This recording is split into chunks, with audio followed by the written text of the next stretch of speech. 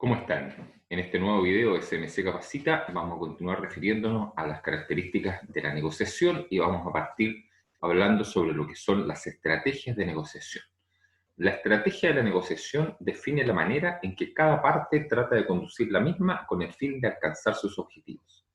Se pueden definir dos estrategias típicas: la estrategia de ganar-ganar, en la que se busca que ambas partes ganen compartiendo el beneficio, y la estrategia de ganar-perder, en la que cada parte trata de alcanzar el máximo beneficio a costa del oponente. No nos va a importar en la estrategia de ganar-perder el que nuestro oponente se sienta perjudicado por el resultado de la negociación, sino que vamos a intentar poner el foco en obtener a toda costa todos aquellos puntos que para nosotros resultaban relevantes en la definición estratégica de aquello que pretendíamos lograr con el proceso de negociación al cual nos vimos abocados.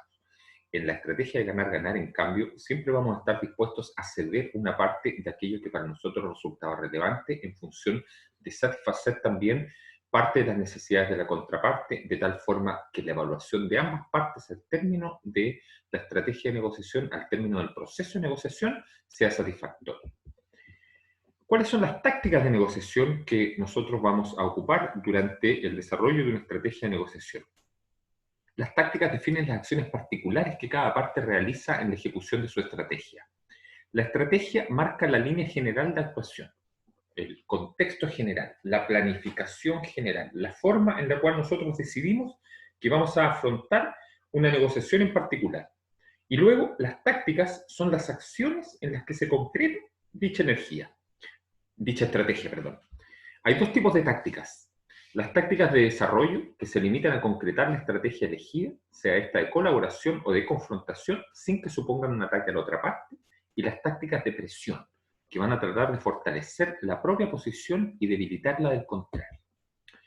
Las tácticas de desarrollo van a implicar tomar la iniciativa presentando una propuesta o esperar a que sea la otra parte quien vaya por delante para nosotros, ¿cierto?, hacer una contrapropuesta o presentar una respuesta a lo que nos ha propuesto la contraparte. Va a implicar facilitar toda la información disponible o, por el contrario, la estrictamente necesaria, es decir, puede tener dos extremos. Podemos estar dispuestos a entregar toda la información de análisis, ¿cierto?, a no guardarnos ninguna bajo la manga, o por el contrario, vamos a ir entregando parcialmente la información que creemos necesaria y estrictamente necesaria, de tal manera de reservar la mayor cantidad de información en términos de aquella información que es útil para ayudar a tomar la decisión en nuestro propio beneficio, sin brindarle con esto herramientas adicionales a la contraparte. Hacer la primera concesión o esperar a que sea la otra parte quien dé el primer paso. Elegir el lugar de la negociación, oficinas propias, las de la otra parte o un lugar neutral. Todo esto lo vamos a considerar tácticas de desarrollo. Las tácticas de presión, el desgaste. Aferrarse a la propia posición y no hacer ninguna concesión o hacer concesiones mínimas. Se busca agotar a la otra parte hasta que sea, es decir, persistir en el reforzamiento de aquello que es relevante para nosotros sin dar lugar al reconocimiento de la validez del argumento de la contraparte o de las necesidades de la otra parte, de tal forma de, por cansancio, por agotamiento, lograr alcanzar los objetivos que nos hemos propuesto. También como táctica de presión tenemos el ataque, que, como la palabra lo dice, implica atacar, presionar, intimidar, rechazar cualquier intento de la otra parte de apaciguar los ánimos, es decir, elevar el nivel de tensión y mantenernos en un nivel de tensión adecuado, porque ese es el nivel de tensión que nos acomoda a nosotros y obviamente genera incomodidad en la contraparte. Y por lo tanto, sacamos a la contraparte de su zona de confort y no le permitimos apaciguar los ánimos de la reunión, de tal manera que en ese plano, ¿cierto?, en esa relación de discusión, de intimidación, nosotros obtengamos beneficios en pro de alcanzar nuestros objetivos en la negociación.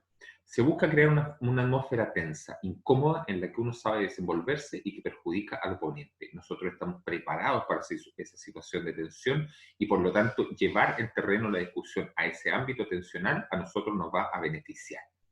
Y están las tácticas engañosas, dar información falsa.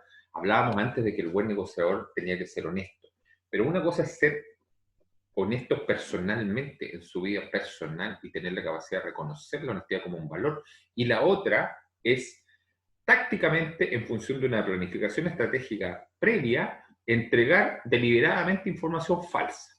manifestar opiniones que no se corresponden con la realidad, prometer cosas que no se piensan cumplir, simular ciertos estados de ánimo. En definitiva, engañar al oponente. El engaño al oponente es una táctica de negociación.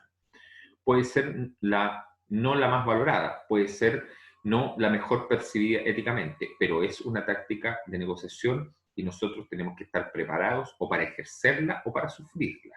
No podemos, si es que nosotros no ocupamos, por ejemplo, esa táctica de negociación y la consideramos como una alternativa no válida a la hora de enfrentar un proceso de negociación, nosotros no podemos dar por sentado que la contraparte piensa de la misma manera y confiar en que toda la información que se nos entregue va a ser verídica, en que todo lo que se nos plantee va a corresponderse a la realidad y que todo lo que nos prometan se lo van a cumplir, porque eso habitualmente no es así, no ocurre de esa manera. Otras tácticas de presión son el ultimátum, presionar a la otra parte, empujarle a que tome una decisión sin darle tiempo para reflexionar. El típico, lo tomas o lo dejas. Es ahora o nunca. Tengo otros interesados, así que o te decides ahora o dalo por perdido. Ese tipo de estrategias generalmente se adoptan cuando se está en una posición ventajosa en una negociación. Y por lo tanto, al estar en una posición ventajosa, nosotros pretendemos forzar la toma de decisión temprana con respecto a aquel elemento sobre el cual se está buscando un acuerdo o sobre el cual se está buscando un contrato. Es decir, resolver rápidamente la negociación.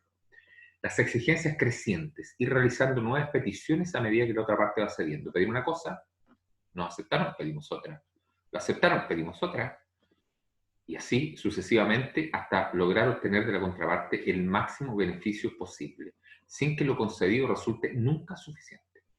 Es decir, incluso si logramos obtener aquello que nos habíamos planteado como objetivo de la negociación, en pro de quedar siempre en un pie ventajoso para una futura negociación, actuar como si en realidad prácticamente estuviéramos haciendo un favor. Y estuviéramos transando y estuviéramos entregando prácticamente todo lo que era importante para nosotros, y que estamos cediendo frente a los requerimientos de la contraparte cuando en realidad no es así. Autoridad superior. Esta es una gran táctica de versión, el uso del concepto de la autoridad superior. Negociar bajo la apariencia de que se cuenta con delegación suficiente para cerrar el trato, es decir, yo tengo la base de decir, la decisión la voy a tomar yo, desarrollamos el proceso de negociación y luego al final, cuando tras muchas sesiones de la otra parte se ha alcanzado un acuerdo, se comunica que ese acuerdo queda en suspenso, queda pendiente, porque está supeditado a la aprobación de órganos superiores de la empresa que van a plantear nuevas exigencias. Es una forma de que cuando ya se ha establecido una base, ¿cierto?, de acuerdo fundamental, digamos así, como con los criterios mínimos que nosotros pretendíamos lograr como objetivos del proceso de negociación, le vamos a atribuir a nuestra superioridad jerárquica la toma de decisión final, de tal manera de poder incorporar al acuerdo final nuevas exigencias.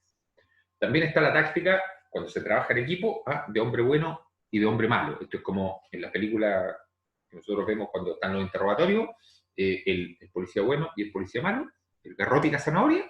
Ese es el concepto, es decir, una persona eleva la confrontación, eleva la tensión, procura generar discusión y hay en el mismo equipo alguien que calma las posiciones, ¿cierto? Llama a la tranquilidad, busca una de las posiciones de ambas partes y aparece como la persona que tiene un mejor uso de las capacidades de consenso. Eso se planifica previamente, eso se estructura previamente, parte de una actuación que nosotros vamos a llevar al terreno de la negociación.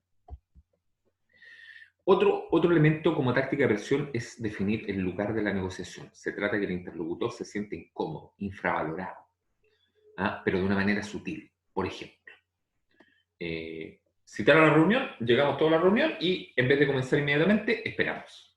Esperamos hasta que sentimos que la contraparte empieza a preguntarse en qué momento va a comenzar la reunión. ¿Qué está pasando? Que no comienza la reunión. ¿Qué es lo que estamos esperando? Es decir, le generamos una cierta disrupción, le generamos una incomodidad y eso lo vamos a ocupar en nuestro beneficio. Una situación posicional, ofrecerle a la contraparte una silla más baja que la del anfitrión, para quedar en una situación visualmente de poder, eso se usa mucho, o una silla más grande, la silla del gerente versus la de todos los empleados, la de todos los dirigidos, la de todos los miembros del equipo de trabajo.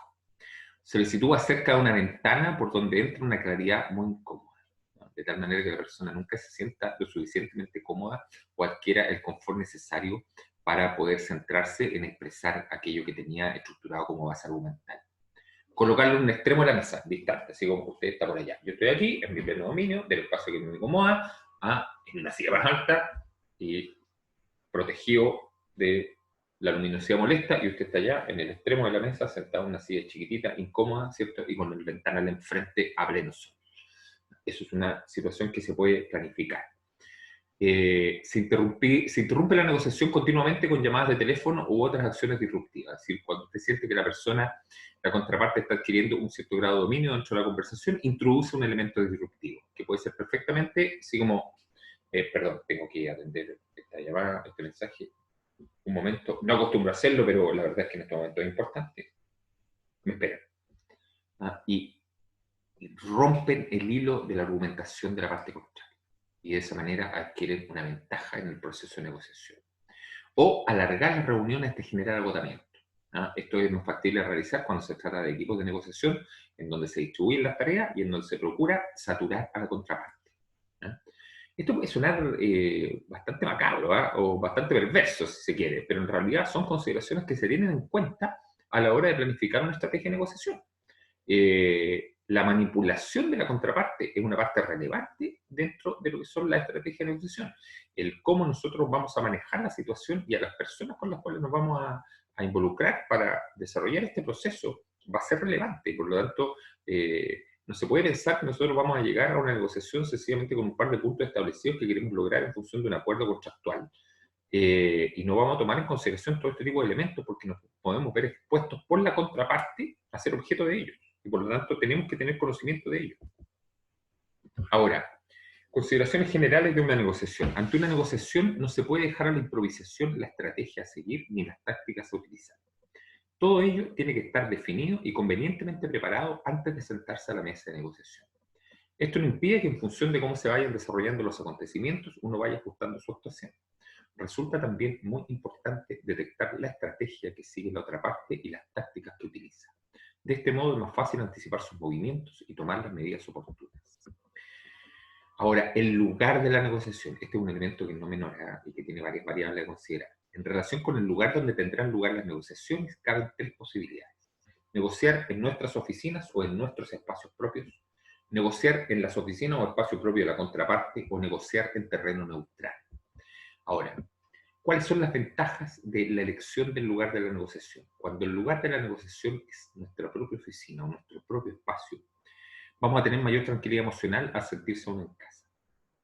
Vamos a disponer de toda la información necesaria. Si tuviéramos que requerir algún tipo de documentación o de elemento accesorio, va a estar disponible porque estamos en nuestra oficina. Se facilita consultar con algún especialista de la empresa si fuese necesario. Permite elegir la sala de reunión, el tamaño, el tipo de mesa, la disposición de las personas. Recuerden que hablábamos de la variable, de cómo sentar a la persona, cómo manejarla dentro de la situación de la reunión. Bueno, la elección del lugar de la reunión tiene un elemento gravitante en esta situación, seleccionando aquella que nos resulte más cómoda. Permite disponer mejor de los tiempos, el comienzo, las pausas, el almuerzo, el café, las reanudaciones, y todas estas se pueden utilizar en beneficio propio. El actuar de anfitriones permite atender al interlocutor y ganarse su agradecimiento cuando se requiere. Recogerle en el aeropuerto, por ejemplo. Invitarle a almorzar. Tener todo perfectamente organizado. Todas estas son variables que van a ser positivas en función de centrar la negociación en el lugar que a nosotros nos acomoda. Ahora, cuando negociamos en las oficinas de la contraparte, todas las ventajas señaladas en el punto anterior pasan a beneficiar a la contraparte. Y por lo tanto, ¿cuáles son las ventajas que nos ofrece negociar en las oficinas de la contraparte y no en las nuestras? Permite, por ejemplo, presionar a la otra parte para que haga las consultas necesarias y tome una decisión sobre la marcha. Como la otra parte es la que cuenta con todos los recursos disponibles, con todos los elementos de análisis y de discusión, nosotros ocupamos eso como un elemento de presión, es decir, no se tienen que ir de acá a buscarle a alguien, ya estamos acá. Necesita consultarlo a su jefe, vaya y consúltalo a su jefe, lo esperamos, estamos acá, no nos vamos a retirar, nos quedamos aquí esperando la resolución. Entonces podemos manejar la situación a nuestro favor. Permite jugar con las interrupciones y ganar tiempo, con la excusa que no se dispone allí de ciertos datos, o sea, justamente lo que estamos descalificando en los planteamientos de la otra parte, es decir, no disponer de toda la información, no disponer de todos los datos. Al aducir esto como una excusa, ¿cierto? diciendo, por ejemplo, que hay que consultar con algún especialista de la empresa, se puede solicitar levantar la reunión y quedar en reanudarla más adelante. Y luego el terreno neutral, ¿ah? En teoría el mejor terreno. En este caso ambas partes se encuentran en igualdad de condiciones. Cuando tenemos un estilo de negociación enfocado en las personas y no en la tarea, recuerdan que hacíamos esa definición, y nos va a importar que ambas partes obtengan beneficios del acuerdo que vamos a discutir, probablemente vamos a procurar tener esta negociación en un terreno neutral, de tal manera que no hayan ventajas accesorias percibidas por ninguna de las partes. Puede ser una manera adecuada de comenzar las negociaciones, especialmente cuando las partes no se conocen, el clásico almuerzo de negocio. O sea, vamos a iniciar un proceso de negociación y para comenzar esta negociación nos vamos a reunir, a tomar un café, a almorzar, ¿cierto?, con la contraparte, para conocernos un poco más, para discutir algunos temas de alguna manera un poco más relajada y a partir de eso, ¿cierto?, establecer algunos parámetros más formales. No hay que olvidar, en todo caso, en este tipo de situaciones, que no se cuenta con los mismos recursos de los cuales se dispone en la propia oficina. Y por lo tanto vamos a tener que considerar eso como una variable porque vamos a tener que estar mucho más preparados en términos de recursos intangibles para afrontar una negociación en un ambiente que sea neutral. No vamos a tener toda la documentación o todo el apoyo accesorio que pudiésemos tener si nos encontrásemos en nuestra propia oficina. Con esta temática de las descripciones con respecto al lugar de la negociación, vamos a terminar este video. Vamos a continuar en otro más adelante y los dejo siempre invitados a repasar el contenido de las diapositivas, de la información que está presente en los textos que acompañan esta presentación para que incorporen mejor el concepto y lo estudien de la manera apropiada.